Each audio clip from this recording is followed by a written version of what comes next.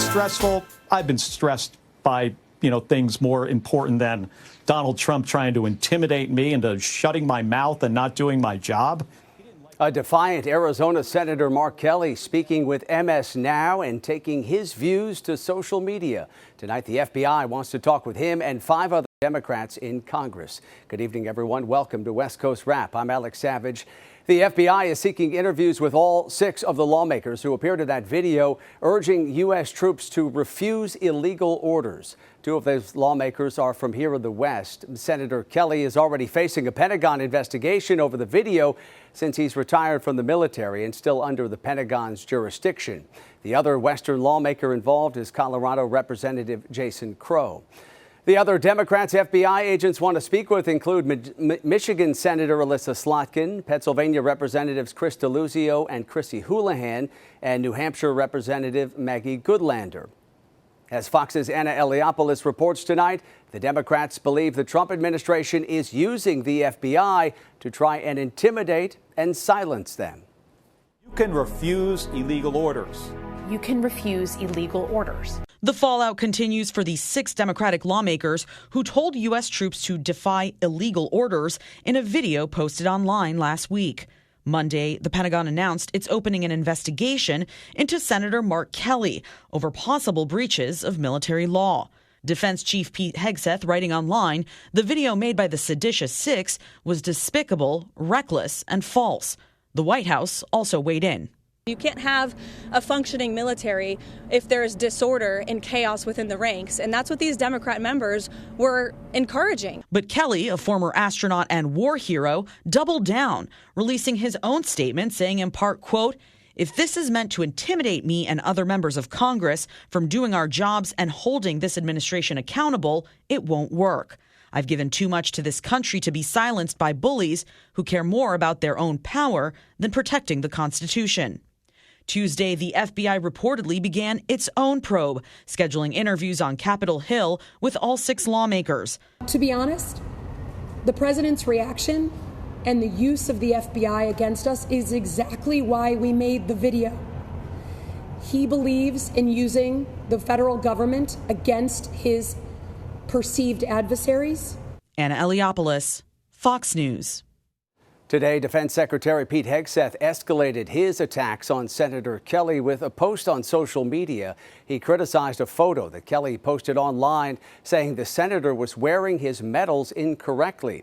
He also suggested Kelly would face a uniform inspection upon any callback to active duty. Kelly served for 25 years in the Navy and at NASA, retiring in 2011. An update on that fuel pipeline problem that's forcing some flights to be detoured in the Pacific Northwest. BP has part of the Olympic pipeline operating once again after crews identified the issue with a 20-inch pipe that started leaking earlier this month. Repairs still have to be done on that 20-inch line, but identifying the source of the leak allowed a separate 16-inch pipe to come back online. The Olympic pipeline supplies fuel to dozens of airports across the Pacific Northwest. Some flights through SeaTac, where you're taking a live look tonight, have been making unexpected stops in other cities to fuel up, delaying travelers. Over this past weekend, Washington Governor Bob Ferguson declared an emergency over this issue that would allow truckers to work longer hours so they can transport fuel to the airport. And Oregon Governor Tina Kotek has also declared a similar emergency. The Olympic pipeline supplies more than 90% of Oregon's transportation fuel. Governor Kotek says the emergency declaration allows changes to fuel delivery to maintain an adequate supply across the state. So far, Oregon is not experiencing any fuel supply constraints. Well, travelers hitting the roads for Thanksgiving are running into some major backups. This was the scene in L.A. as the sun went down tonight. AAA is expecting nearly 73 million Americans will travel by car for the Thanksgiving holiday. Fox 11's Haley Winslow spoke with drivers trying to make the best of the holiday travel rush. Turkey Day traffic is stuffing local freeways. The 405 jam-packed. The 105 slow cooking as more families than ever roll out of town. Is that all for Thanksgiving dinner? Yeah, but I'm going to invite my own friends for the next 2 days. What's the trick to keeping everybody getting along? There's no trick. You don't get along. A lot of flat tires. Yeah, because of the rain last week. Yeah. So people should check their tires before they hit the road, right? Yeah. Oh yeah. Best time to leave? Yesterday. Worst time to leave?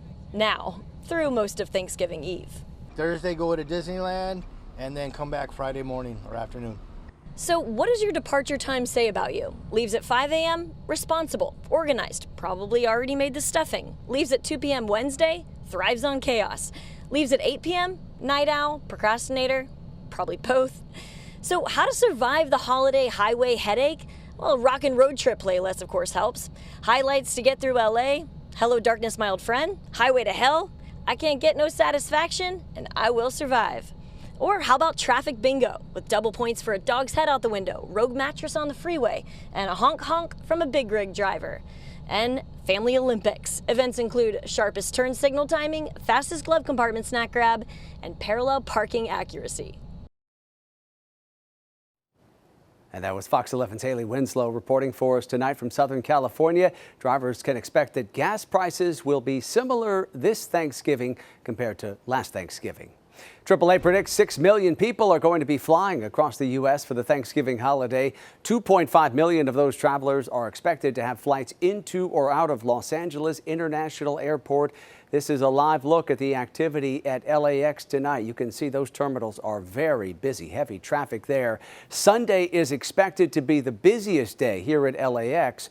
We spoke earlier with Brian Cunningham, president of passenger security screening firm Liberty Defense. He had some insider tips to make navigating airports a little less stressful during the holidays. Keep a sense of humor, keep your blood pressure down. Everyone's highest priority, the airlines, technology companies, security, is to keep all flyers, family, and airport and airline workers safe and to keep everyone's blood pressure as low as possible. So patience and a sense of humor is the first thing. Second thing is plan for delays, cancellations, airplane repairs. It's just the way it's going to be, and you might as well be planning for it ahead of time. Now, when you're packing, what I recommend is if you can possibly do it, fly with a carry-on only. Not everyone can, but if you can. And here's an important thing. Make those carry-ons as easy to screen as possible. Brian Cunningham also says, remember when packing your carry-on, there should be nothing with a blade on it, no liquids over the allowed amount, no lithium batteries, and try not to have anything that looks like loose or tangled wires or phone cords. That certainly could draw the attention of those TSA agents. The union leader arrested during the height of protests over immigration raids in Los Angeles says he is not guilty of obstructing a federal officer.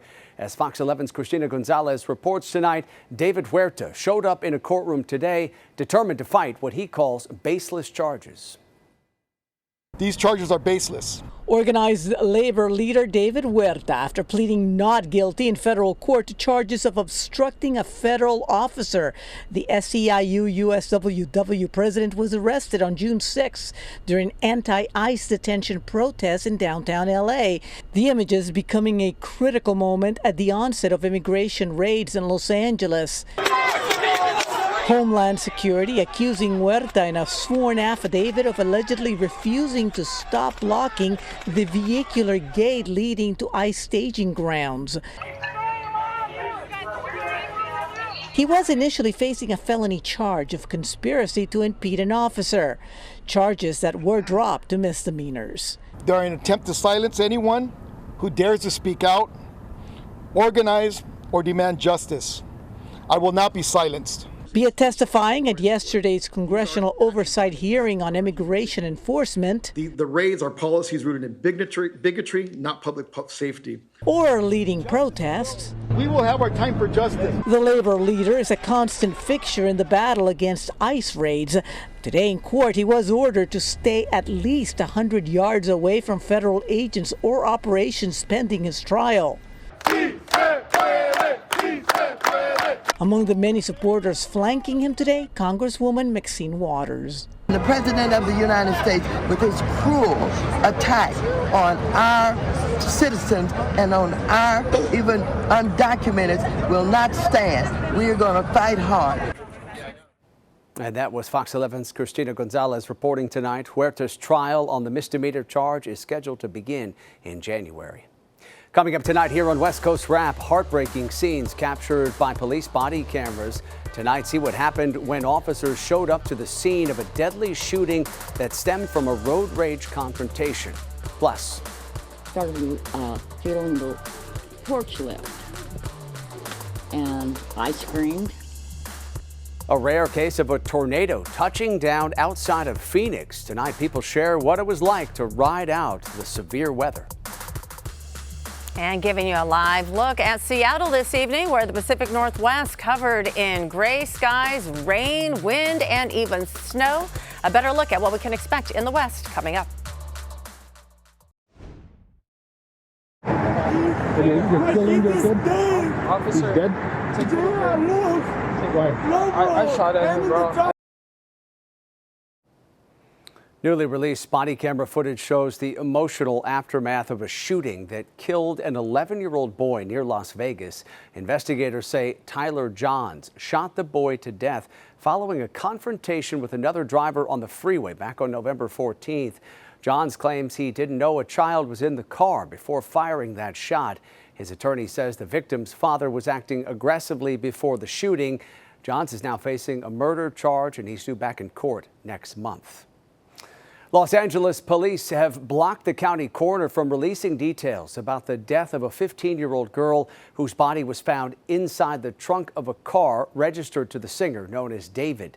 This comes after several media sources reported that the singer, 20-year-old David Anthony Burke, is considered a suspect in the death of Celeste Rivas Hernandez. The LAPD said today in a statement that despite reports her body was not frozen or decapitated when it was found in the trunk of that Tesla in Hollywood.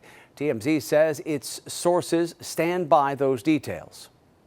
Why the police are refuting it so strongly, I'm not really sure. We have been told by multiple sources, not only the ME's office, but just law enforcement, that there has been tension between the ME's office and LAPD, and not just on this case, that it's something that's been bubbling up for years. The LAPD says the security hold on the case is meant to maintain the integrity of the police investigation. So far, the singer has not been arrested or charged with a crime. In Monterey County, a search continued for a fourth straight day for a missing Army specialist who was swept out to sea over the weekend. 35-year-old Amanpreet Thind was swept off of rocks near Carmel along with two other people.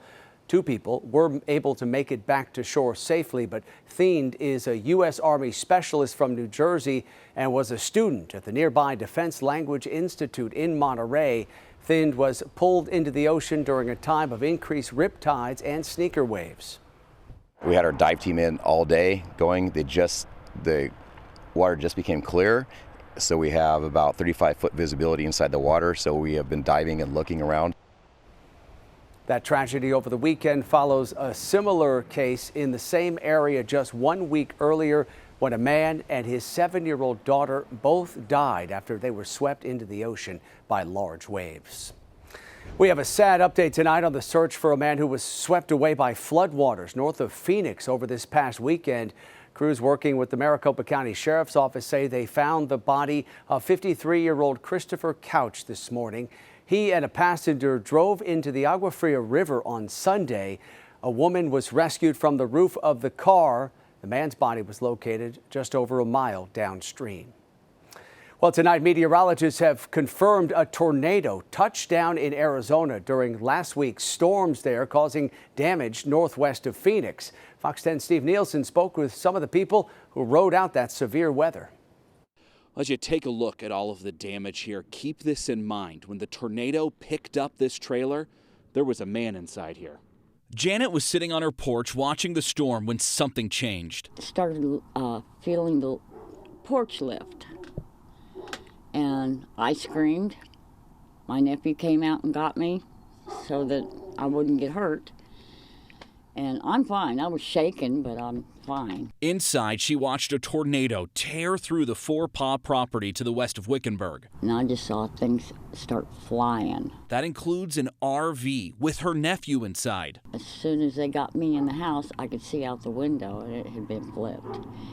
And they ran out to make sure their son was okay. because he was in it when it flipped. He broke a window to crawl out and run inside. The National Weather Service inspected the damage, interviewed witnesses, and confirms it was an EF0 tornado. That means winds 80 to 85 miles per hour. We were able to tell that the tornado was in progress, and then it must have crossed right over the US 60 and produced that damage at the property there before it lifted. It struck last Tuesday during a hailstorm.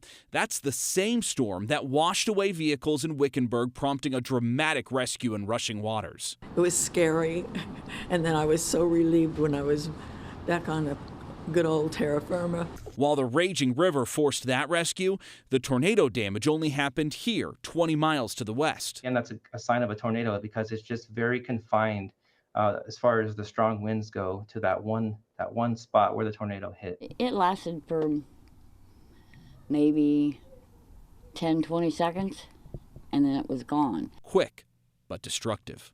Incredibly, just bumps and bruises. Everyone here will be okay. Steve Nielsen, Fox 10 News. Wow, that's amazing. Well, the storms have moved out of Arizona. Arizona looking at some nice weather for the days ahead. Meanwhile, this is a view of Seattle this afternoon. 45 degrees, rainy conditions, snow levels all the way down to about 2,000 feet.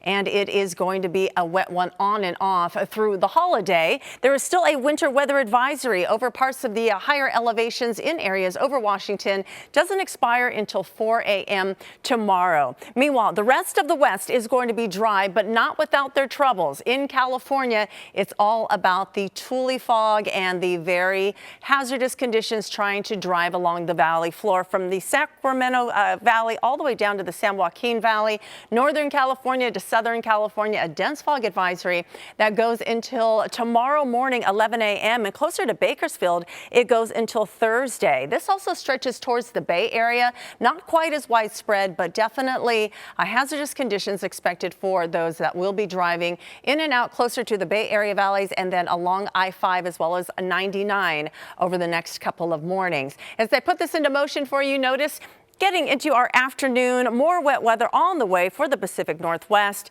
We do see that fog clear out of the way from the Sacramento Valley locations, but it is back into the evening hours. And for tomorrow or Thursday, there's Thanksgiving. Pacific Northwest still dealing with some wet weather, but areas like California, Nevada, Utah, Arizona, all going to be in the dry for not only Thanksgiving, but Black Friday. For all those holiday shoppers out there, we do expect it to be a dry one. You're not going to need the umbrella. Even the Pacific Northwest will get a bit of a break on Friday. San Francisco this afternoon, 58 degrees, very seasonal for this time of year. How about SoCal? Very warm, 80 degrees at the afternoon high there in the downtown area. And for Phoenix, a pretty day, mostly sunny skies, 73.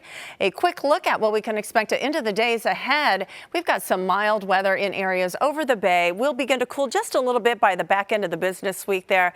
And then as we get into Southern California, temperatures are going to drop off just a little bit as well. Phoenix looking good, remaining in the 70s through Thanksgiving and into Friday. Alex? Yeah, nice spot to be for the holidays. All right, Rosemary, thank you.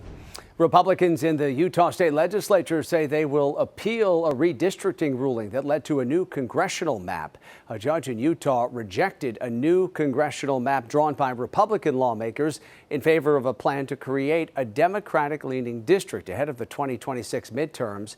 The Utah State Legislature has a Republican supermajority. The Senate president today cited the reasons, saying, quote, "Unfortunately, the courts have created confusion for our communities, candidates, and for Utahns across the state." Coming up tonight here on West Coast Wrap, saving turkeys from the Thanksgiving dinner table. Tonight, a sanctuary in Colorado is asking people across the West for help. Plus, the cost of youth sports is going up. Next, we'll tell you about the staggering figure that parents paid out last year. As Thanksgiving approaches, animal sanctuaries are encouraging people to adopt a turkey instead of eating one. The trend has become increasingly popular as an alternative version of Thanksgiving. Many sanctuaries have started turkey sponsorship programs. This is where families can adopt a turkey, donating money to their lifelong care.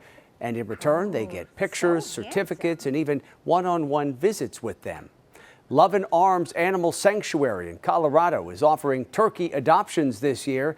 Education manager Lynette Cook says turkeys are emotionally complex creatures and are often treated poorly when they're raised for slaughter. They're kept in really tight quarters, very close together, and a lot of times they get stress-induced anxiety, and they will hurt each other because they've been in those close quarters. So a lot of factory farms will do some pretty inhumane things to help protect their product. Love and Arms says its Adopt a Turkey program has helped with extending their turkeys' habitat, as well as funding vet bills, often for medical complications from their treatment in factories. Finally tonight, some parents are concerned expensive youth sports leagues are creating an uneven playing field for children. Fox's Max Gordon caught up with one California mom who says doing what it takes to keep her kids playing is a no-brainer. It's pretty staggering if you zoom out and look at how much families are spending on youth sports nationwide. Last year, parents spent about $40 billion on youth sports for kids between the ages of 6 and 17. These numbers come from the Aspen Institute, and according to them, spending on youth sports is on the rise, up 46% over the past 5 years. Families that make more typically spend more on sports, with households that make more than $100,000 per year spending around $2,300 per year on average. But a college scholarship offers the hopes of a return on that investment. We talked to Chantal Moffitt, a mother here in Ventura County with 3 daughters that play club soccer and travel softball, among other competitive sports. She estimates they spend around $30 grand a year on sports. If you want to play in college, it's pretty much a no-brainer. If you look at the statistics, they're just there. But also, I mean, soccer's kind of our life, and softball, like our family, we see a lot of our soccer family and our softball family more than we see our own family. Her 11-year-old daughter, Danica, plays club soccer in the ECNL, a league that sends a majority of its players to top collegiate programs. 2/3 of participants in the D1 NCAA Women's College Cup last year were made up of ECNL alums, but it's not cheap. Last month, they flew to Phoenix to play just one game. It always offers like competition, like there's no like easy games. But like if you were playing rec soccer, it's like some kids are like, I kind of want to play, but at the same time I don't. But then like for club soccer, everybody wants to play. My hopes are to become a professional soccer player and play for Angel City. According to the Aspen Institute, roughly 2 in 10 youth sports parents believe their child has the ability to play Division I sports, and 1 in 10 parents believes their child could reach the pros or the Olympics. But Danica's mom, Chantal, still believes that even if her daughters don't make D1 or go pro, club sports are still worth it for the life lessons and also for the structure that it brings to their lives. In Camarillo, California, Max Gordon, Fox Business. And that does it for West Coast Wrap tonight. We appreciate you watching as always. And a reminder here before we go that you can stay up to date on all the big stories we're covering across the West by heading to our website. It's westcoastwrap.com, and stream our shows for free with the Fox Local app. We'll leave you with this shot here of downtown Seattle tonight. Have a great night.